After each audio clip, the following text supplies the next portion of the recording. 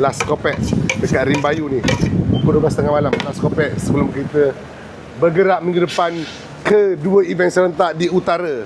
Satu di Kedah, satu di Perak, Darul Rizwan. Kedah kita dekat Stadium Nur Rahman. Hari yang sama kita ada dua event serentak Satu dekat Stadium Nur Rahman dan satu lagi dekat Lotus Seri Iskandar. Kita akan bawa 8 biji cheese untuk dua negeri. 8 biji. Kau rasa sikit ke 8 biji tu?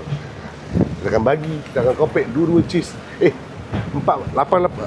sini, 4 sini. Sebab maknanya satu hari satu biji.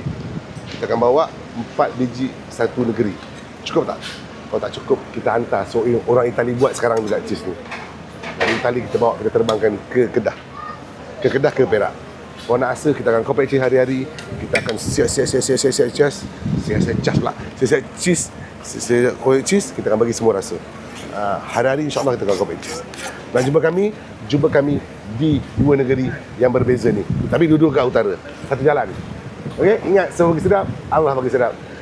Ingat teman-teman kita 30 sampai 2 hari bulan di dua negeri Kedah dan Perak.